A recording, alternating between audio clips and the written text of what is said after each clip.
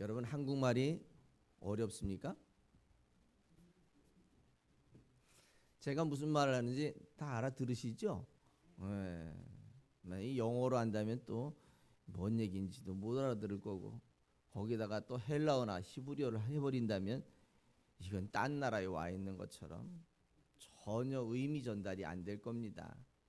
그래도 우리가 참 좋은 게 같이 한글을 쓰는 분들이 여기 와 있다는 게 너무 다행스럽고 제가 이렇게 농담도 하면 웃어줄 수 있는 여러분들이 있다는 게 얼마나 고마운지 모르겠어요. 아하, 그래, 같이 그게 이해가 되니까 웃기도 하고 이해가 되니까 같이 맞아요. 여러분 고개도 끄덕해주고 동의해주고 또 이따 설교를 할 때 여러분 생각과 제 생각이 맞으면 아멘 하기도 하시잖아요. 그렇잖아요?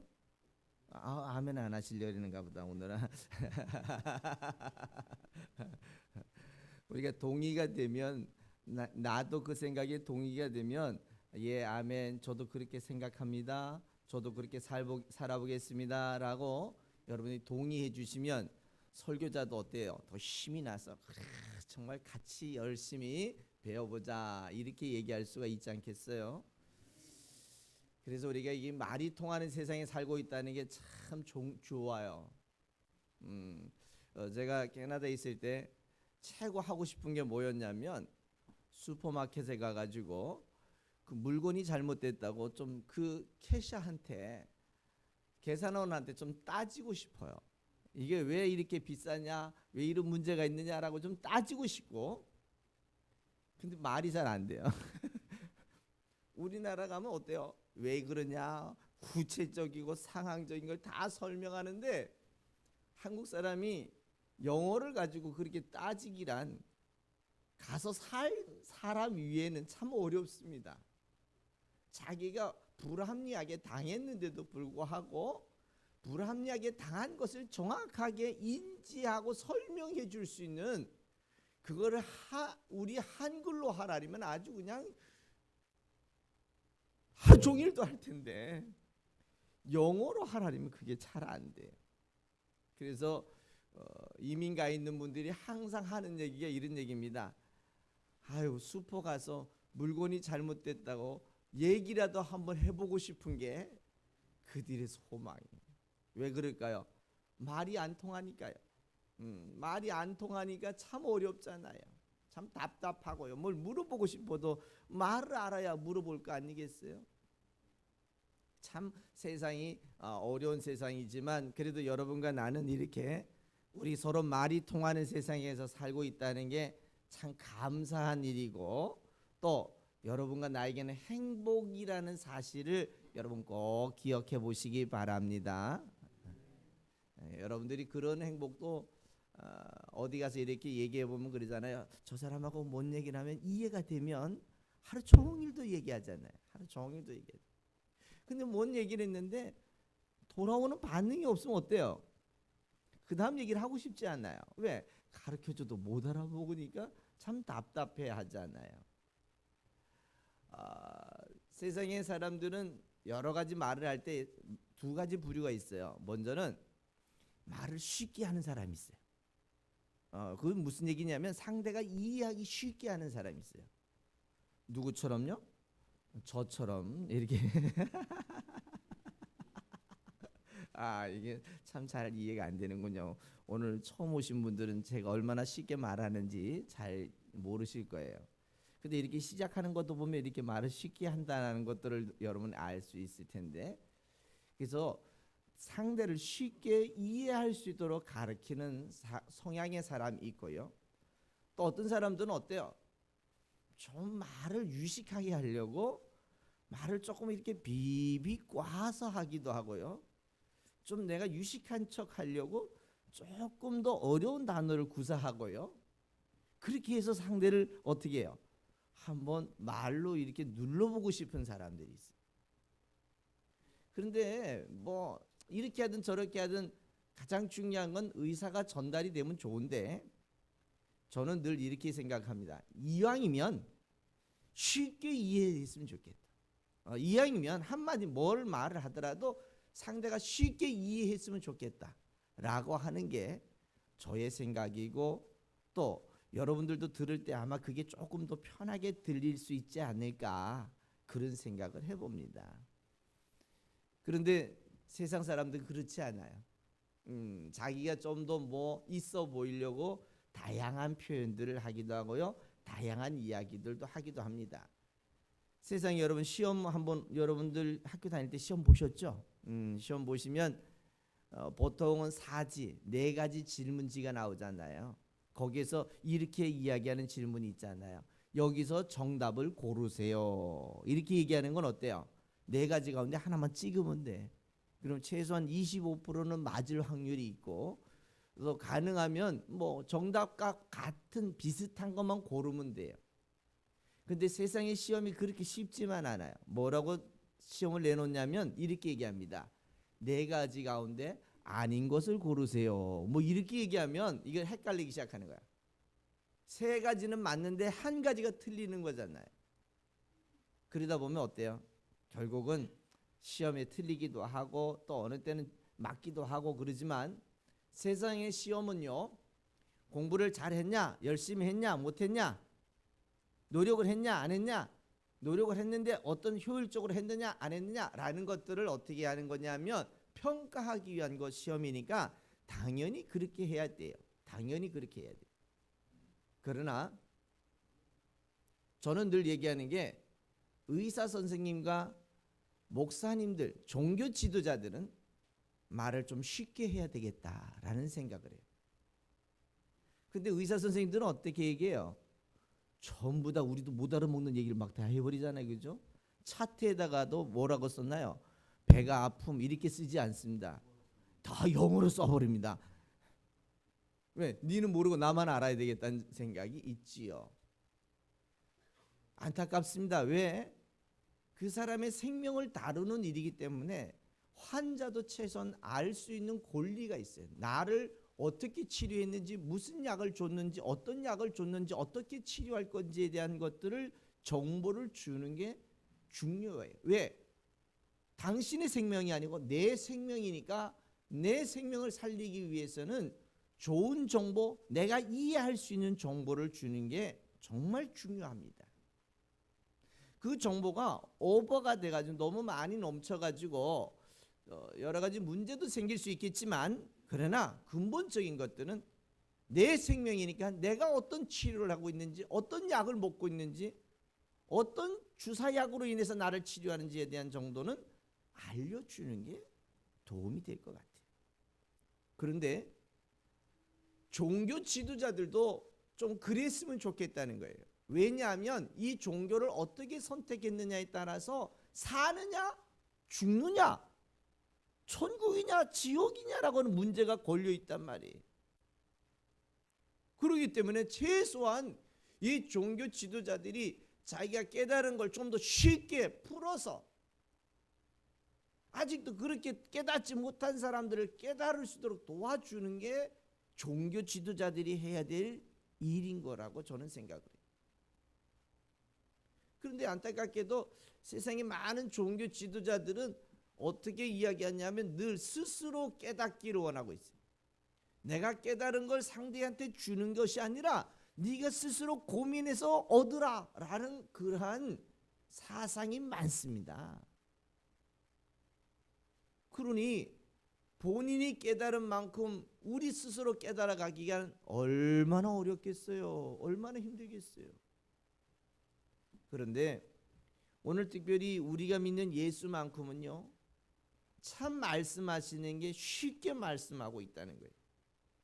조금 더 쉽게, 조금 더 이해할 수 있도록, 조금 더 편하게, 상대를 힘들게 하거나 이걸 가지고 통제하거나 이걸 가지고 묶어놓기 위한 말씀이 아니라, 이 말씀을 가지고 자유하게 하고 행복하게 하고 삶의 가치를 발견하게 하고, 과연 사는 동안에도 행복하게 하고 죽어서도 행복할 수 있는 그 말씀을 어떻게 하셨냐면, 따라해봅시다. 쉽게 말씀하셨습니다. 아주 쉽게 말씀하셨습니다. 그런데 왜 우린 성경이 어려울까요? 이렇게 쉽게 말씀하셨는데 예수님은 원칙이 하나 있습니다. 상대가 이해할 수 있도록, 상대가 이해하도록, 이해할 때까지 가르치시는 게 예수님의 말씀의 원칙이었어요. 그런데 오늘 본문에 보세요. 오늘 본문의 사건은 예수님께서 이제 드디어 십자가를 지시는 사건이 얼마 남겨놓지 않습니다. 우리 예수님께서 탄생하신 것을 우리는 감사하는 절기가 우리 이번 주간에 있잖아요. 이번 주간에 우리는 성탄 감사 예배를 우리가 주께 예배할 텐데 왜 오늘은 예수가 죽는 걸 얘기해야 되느냐라고 이렇게 얘기할 수 있을 거예요. 그러나 우리가 요한복음을 지금 계속 강해해 오다 보니까 오늘도 마침 예수님께서 드디어 십자가에 지시기 전에 마지막 날 재판을 받는 과정이 나왔어요. 그래서 오늘 부득불 이번 주간이 예수가 탄생한 것을 감사하는 주간이지만 그래도 예수께서 오늘 이 재판 과정에서 있어진 사건을 보면서 어떻게 우리가 배워야 되겠다, 어떻게 알아야 되겠다, 어떻게 이해해야 되겠다는 것들을 오늘 한번 살펴보면서 예수님의 의도, 예수님의 마음을 여러분이 한번 발견해 보셨으면 좋겠습니다. 그래서 오늘 본문에서 예수님께서는 드디어 십자가 지시기 전에 오늘 대제사장, 당시의 종교 지도자에게 잡혀갑니다. 잡혀가서 오늘 19절에 뭐라고 얘기를 하냐면 이 제사장이 이렇게 얘기를 해요. 예수께 그의 제자들과 그의 교훈에 대하여 물었다라고 이렇게 얘기합니다. 이 종교 지도자라면 당시에 상당히 영향력이 있는 사람이었어요. 똑똑한 사람이었어요. 뭐 대제사장까지 가려면 그래도 보통 똑똑하지 않으면 안 되는 사람이었어요. 근데 이 사람이 뭐라고 그러냐면 예수님께 당신과 당신들이 제자들이 가르치는 교훈이 뭐냐는 얘기예요. 교훈이 뭐냐? 그러니까 예수님께서 오늘 이 질문에 대하여 세 가지 질문을 얘기를 합니다. 뭐라 그러냐면 20절에 보니까 내가 드러내놓고 말했다는 얘기죠. 내가 이걸 숨겨놓고 말하지 않았다는 거예요. 또 20절에 보면 내가 사람들이 많이 모이는 회당과 성전에서 가르쳤다는 거예요. 내가 뭐 특별히 어디 골방에서 가르치거나 아니면 제자들만 데리고 가르친 것이 아니라 많은 사람들이 회당과 성전에 있을 때 어떻게 가르쳤냐? 항상 가르쳤고 또한 이걸 은밀하게 가르치지 않았다는 얘기. 은밀하게 가르치지 않았다. 그리고 난 다음에 여러분 21절에 보니까 뭐라 그러냐면 이 말을 들었던 사람들이 다 있다라고 얘기해요. 그러니까 오늘 예수님이 말씀하시는 내용들을 보면 야 제사장 보고 야 너 나한테 뭘 묻냐는 얘기예요. 내가 지금까지 드러내놓고 말했고 회당에서 사람들이 보는 앞에서 이야기했고 이걸 감추어서 얘기한 게 아니라 항상 가르쳤고 너희 제자들 가운데도 이 이야기를 들었던 사람들이 있는데 지금까지 그 들었던 사람들의 이야기를 너희들 어떻게 들었냐는 얘기. 어떻게 들었냐. 지금까지 그러면 이 이야기를 허투루 들은 거예요. 허투루 들은. 오늘 이 대제사장이 하고 싶은 얘기는 무슨 얘기였냐? 한마디 이런 거였어요. 너가 메시아라고 이야기하는데 너가 메시아라고 하는 그 교훈에 너가 가르치는 교육에 대해서 우리한테 설명해 줘라 이 얘기를 하고 싶은 거였어요. 너가 메시아라며? 너가 구원자라며? 너가 그리스도라며? 그러면 그리스도인 것을 우리에게 좀 보여줘라 라고 이렇게 얘기하는 거였어요. 그런데 예수님께서는 당신이 그리스도다, 내가 구원자다, 내가 메시아다라는 것을 가르치기 위해서요 수없이 많은 방법과 수없이 많은 환경을 동원해서 예수께서 내가 메시아다라는 걸 가르쳐 주었어요. 가르쳐 주었어요. 다양한 수단을 썼습니다. 그 다양한 수단 가운데 하나 중요한 이 제사장들, 종교 지도자들을 선택하고 이 종교 지도자들에게 뭔가 한번 깨달을 수 있는 충격적인 사건을 하나 만들었어요.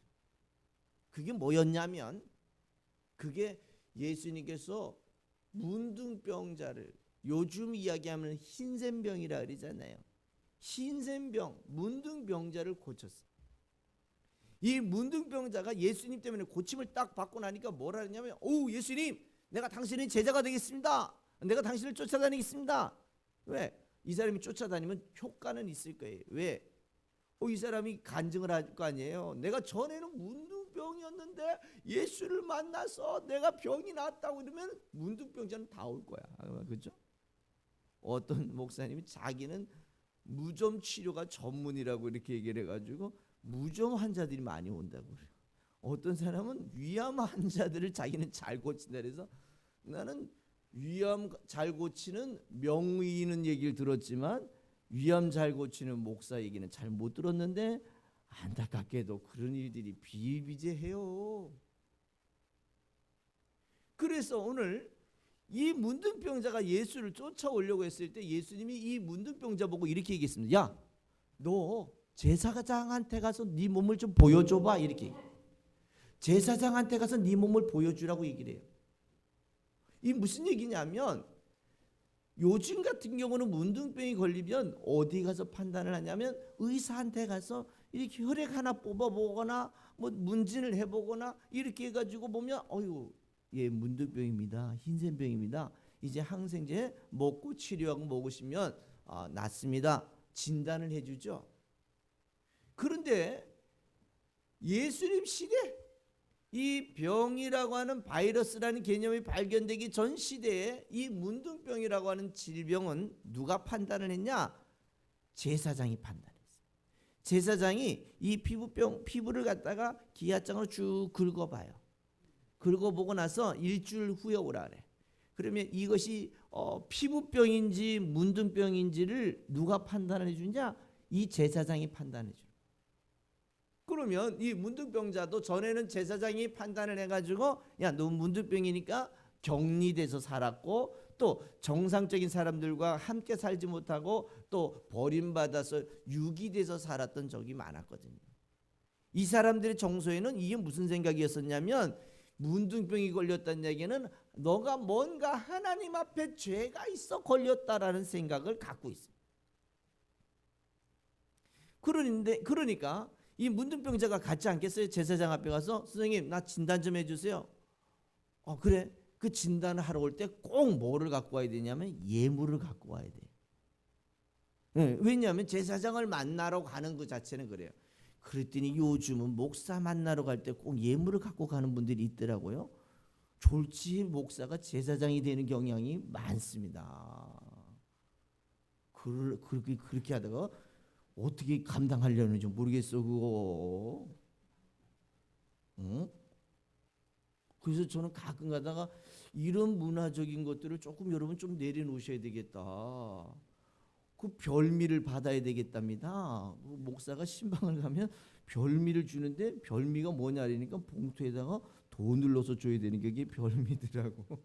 이 별미는 또 자기가 먹어야 된대요. 그래서 또 자기가 혼자서 쓰더라고. 야, 이 참 한국의 제사장 문화라는 개념이요, 너무 안타깝게 변질이 됐어요. 자기가 편리한 쪽으로만 제사장이라 그러고요, 제사장이 지켜야 될 의무에 대해서만큼은 싹 빠지는 거예요. 그때는 뭐라는 줄 아세요? 율법은 끝났다고 또 얘기를 하고요, 좋은 거는 제사장이 나라라고 또 이렇게 얘기를 하니까요, 코에 걸면 코골이고 귀에 걸면 귀걸이가 되는 게 요즘 세상이에요. 그래서 여러분들이 교회를 나는 이 한유리교회가 도저히 나는 싫어서 나가야 되겠다 이랬을 때, 혹시 여러분 교회를 잘 선택하실 때 그런 얘기가 많이 나오면 그냥 슬그머니 일어나서 한유리교회로 다시 오시면 될 거예요. 괜찮은 이 교회가 괜찮아. 그래도 가능하면 이 종교로 사기는 안 치려고 애쓰는 교회가 이 교회예요. 여러분들이 최소한 최소한 그 제사장의 문화 정도만이라도 여러분이 분별해서 이해하시면, 그래서 우리 교회에서 늘 기도하시는 우리 여러분들 인도자들 이렇게 보시면 단어가 하나 빠진 게 있잖아요. 그렇죠? 제단이란 단어도 좀 빠지고 있고, 참 우리 교회 오시면 없는 헌금이 하나 있잖아요. 일천번제라는 헌금 우리는 안 하려고 하고, 뭐 월상 예배니 뭐 이런 얘기들도 좀 가능하면 안 하려고 그러고 있어요. 왜? 성경이 있으니까 얘기는 하긴 하겠지만 그게 신앙의 기본이 돼서는 안 된다는 거지. 그렇다면 오늘 이 제사장이 문둥병자가 왔을 때 진단을 해보지 않겠어요? 그러고 나서 다시 한번 결과를 이야기할 때 보니까 이 문둥병자가 문둥병이 나은 거예요. 그러면 이 문둥병자가 뭘 해야 되냐면 이 제사장으로부터 문둥병이 나았다는 확인서를 받아야 이 동네에 살 수가 있어요. 그렇다면 이 확인서를 써주는 이 제사장 입장에서 보면 충격적인 거예요. 왜? 지금까지 자기가 수많은 문둥병자를 진단을 해봤지만 이렇게 나아서 간 사람이 없는 거예요. 나아서 간 사람. 그 나아서 가면 이 사람이 똑똑했더라면 뭐를 물어봐야 되냐면 최고 먼저 이렇게 물어봐야 될 거예요. 너 어디서 났냐고. 너 어떻게 났냐고. 뭐 때문에 났냐고. 왜? 아니 문둥병이 났는데 그게 어떻게 났냐고 물어는 봐야 될 거 아니에요. 그런데 아마 물어봤을 거예요. 어디서 났냐고. 그러면 이 문둥병자가 이야기하기를 나사렛 동네에 난 예수가 나를 고쳤다고 얘기를 했을 거란 말이에요. 그러면 이 제사장이 조금만 좀 더 똑똑했더라나, 조금만 더 가치관이 바뀌었었더라면 아마 제사장은 신발도 신지 않고 뛰어가지고 가서 누구한테 와야 되냐면 예수한테 와야 됩니다. 예수님 어떻게 된 겁니까? 물어봐야죠. 물어봐야 될 거 아니에요. 모르면 물어봐야 되죠. 왜? 이게 내가 사느냐 죽느냐는 문제이기 때문에 물어봐야 되잖아요. 그러면 예수님은 물어보면 끝까지 이해될 때까지 설명해 주시는 분이 예수님이에요. 물어봐. 쫓아와서 선생님 어떻게 된 겁니까? 라고 물어봐야 되잖아요. 그런데 안타깝게도 물어보러 온 사람이 없었어요. 유일하게 하나, 대낮에 오면 혹시라도 눈에 띌까봐 밤에 겨우 찾아온 니고데모 정도. 이 친구는 제사장이 아닌데도 불구하고 당시에 종교 기득권을 갖고 있었던 니고데모 정도가 밤에 예수님한테 와서 선생님 어떻게 해야 구원 얻습니까? 야 거듭나야 된다. 야 거듭난다는 게 엄마 뱃속에 다시 들어갔다 나오는 겁니까? 아니요. 야 물과 성령으로 거듭난다는 거야. 그 물과 성령으로 거듭난다는 게 뭡니까? 그래?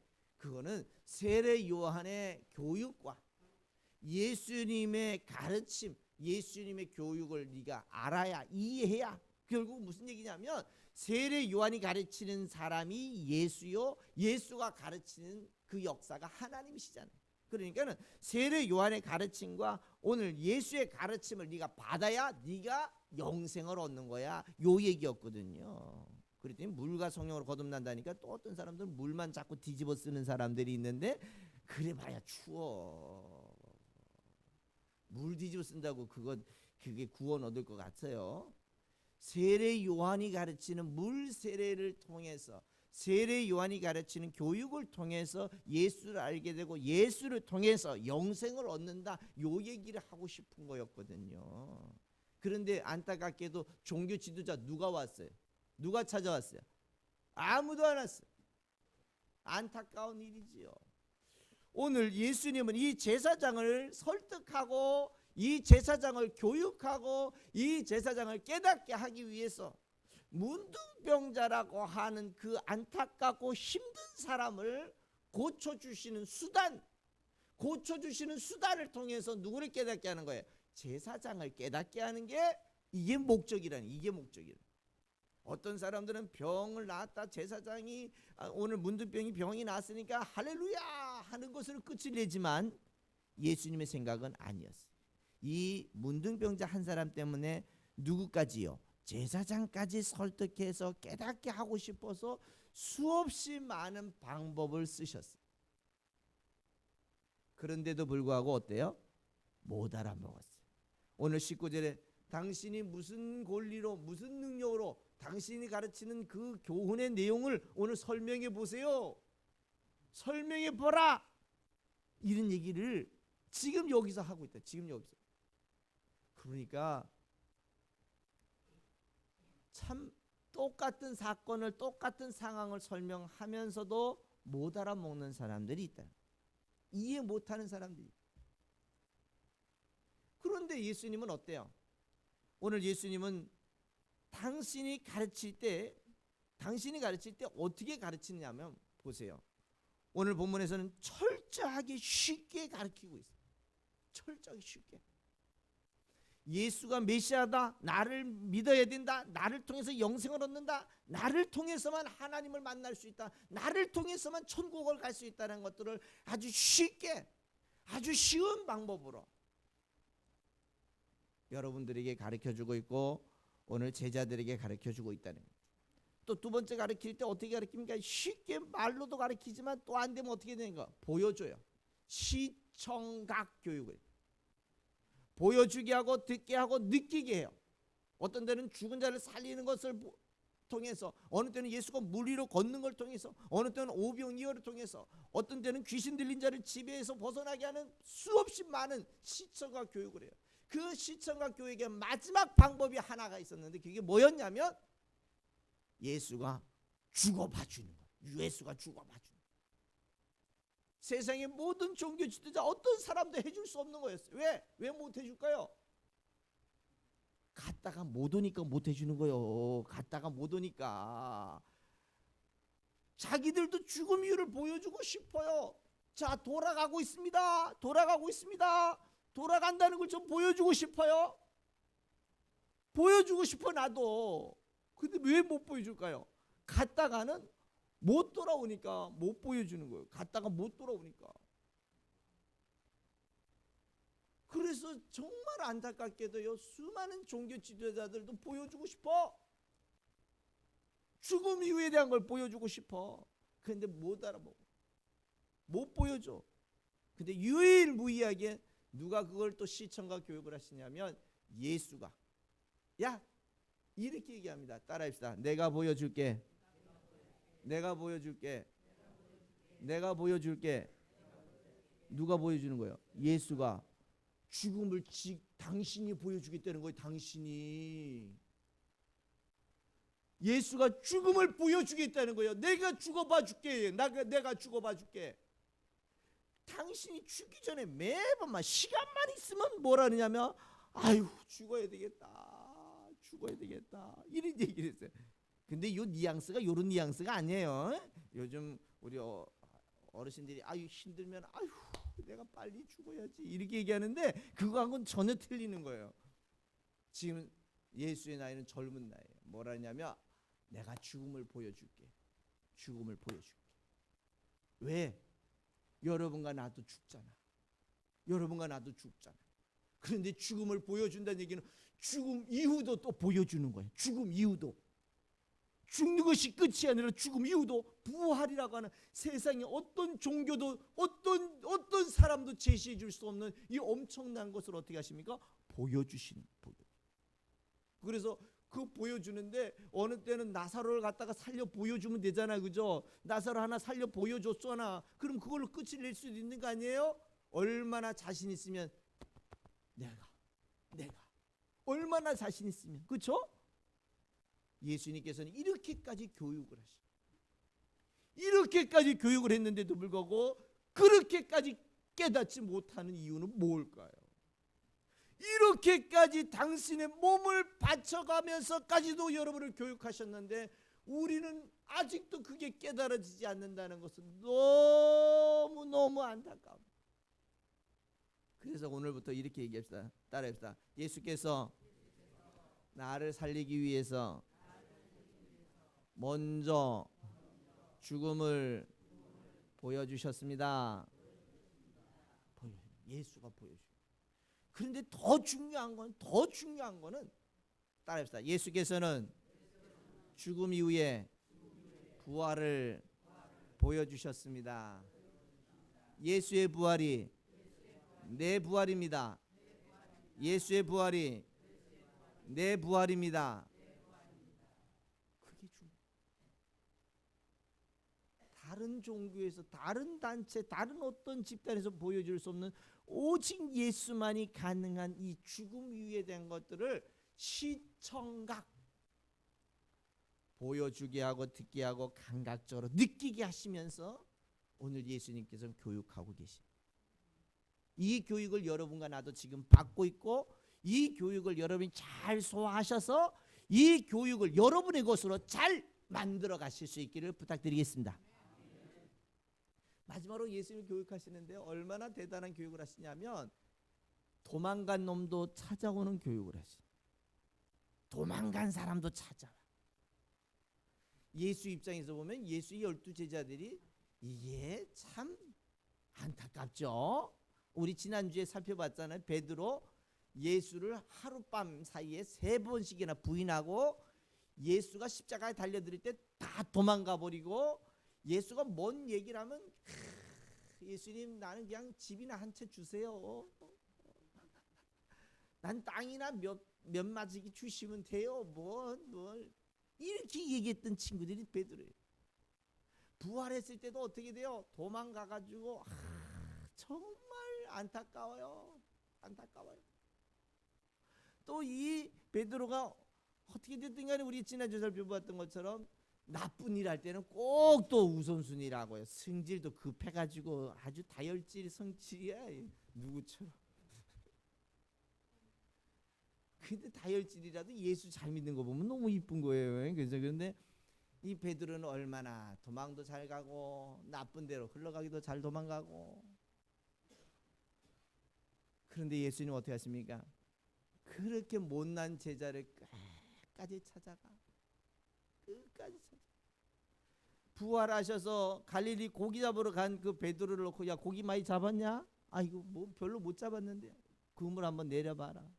고기를 잡게 하는 수단을 통해서 주님 나는 죄인입니다. 나를 떠나소서. 이런 고백을 하기도 하고요. 그 붙잡아다 놓고 고기 구워서 먹이면서 뭐라 그래요? 야 네가 날 사랑하긴 하냐?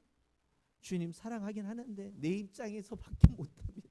내 입장에서 내가 아는 정도밖에 못합니다.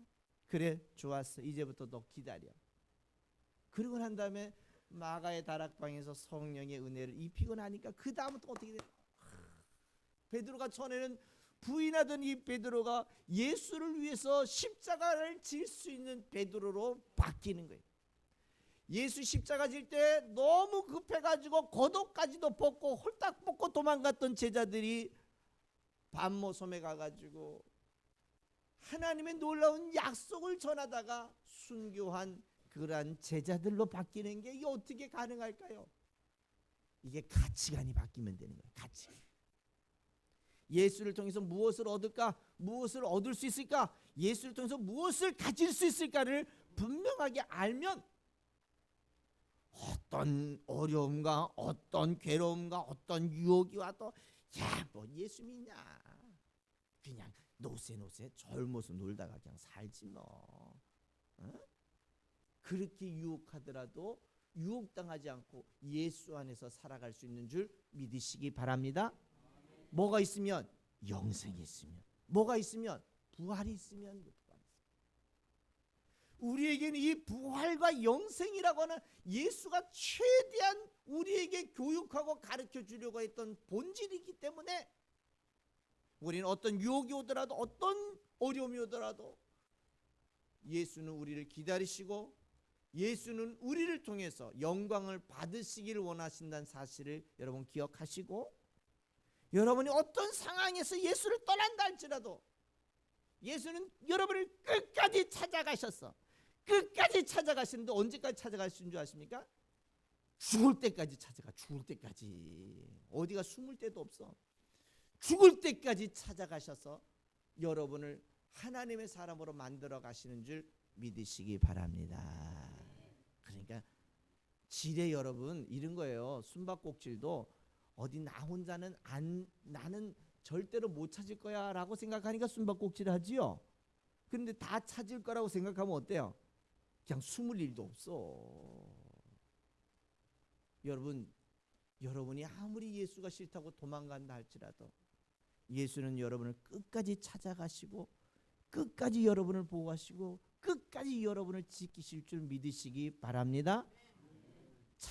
내가 도망가봐야 도망갈 데가 없다는 걸 알면 어떻게 돼요? 빨리 포기해. 그래, 예수 믿어야 되겠다. 예수 끝까지 믿겠습니다. 이제 나는 예수의 사람입니다. 나는 예수 떠나지 않겠습니다. 이제 예수 안에 살겠습니다. 여러분, 이런 신앙의 고백이 여러분의 고백이 되시기를 부탁드리겠습니다. 이렇게 배우는 일들을 언제까지 해야 될까요? 주님이 부르시는 그날까지 하셔야 합니다. 언제까지 배우냐? 죽을 때까지 배워. 죽을 때까지.